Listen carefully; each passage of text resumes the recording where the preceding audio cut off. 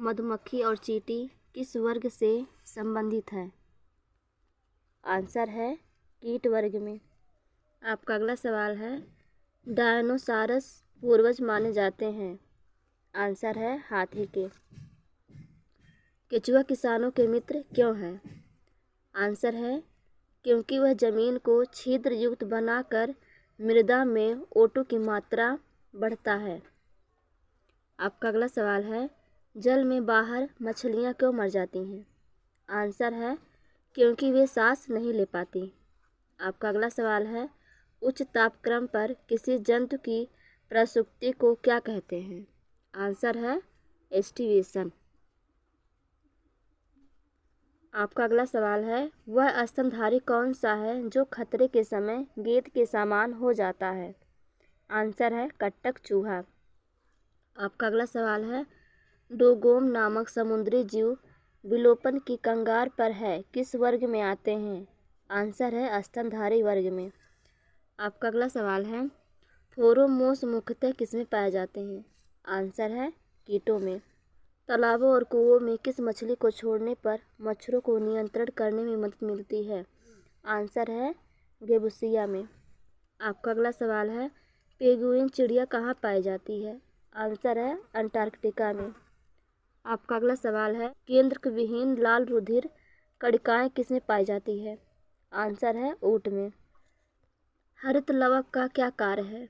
Answer है प्रकाश संश्लेषण द्वारा भोजन का निर्माण करना।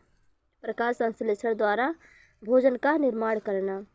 आपका अगला सवाल है, सबसे छोटी कोशिका कौन सी है? माइकोप्लाज्मा गैलोसिस्टिकम। आपका अगला सवाल है, सबसे बड़ी कोशिका मोटाई में कौन सी होती है?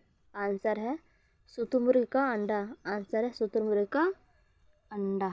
उड़ने वाली मछली कौन सी है? आंसर है एक्सोइटस।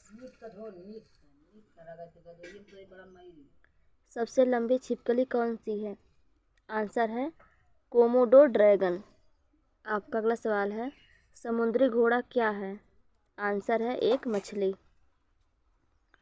आपका अगला सवाल है, किस मछली के शरीर में विद्युत अंग पाए जाते हैं? किस मछली के शरीर में विद्युत अंग पाए जाते हैं जिनसे विद्युत निकलती है? आंसर है टारपीडो। मेढक में कौन से मैथुन अंग नहीं पाए जाते हैं? आंसर है नर मैथुन अंग। आपका अगला सवाल है, सबसे छोटा स्तनधारी कौन सा है? आंसर है छछूंदर।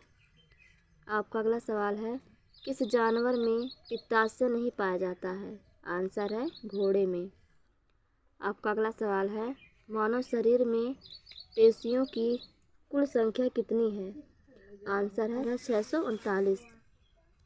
आपका अगला सवाल है, बड़ी आंत की लंबाई लगभग कितनी है?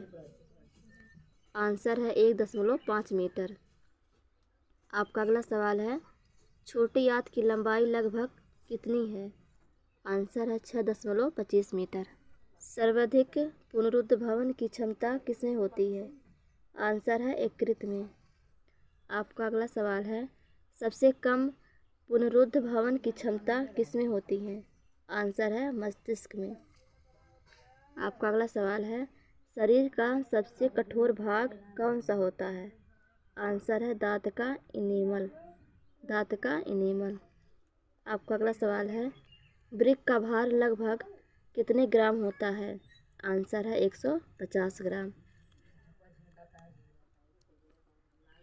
आपका अगला सवाल है, मस्तिष्क का भार लगभग कितना होता है? आंसर है 1220 से 1400 ग्राम।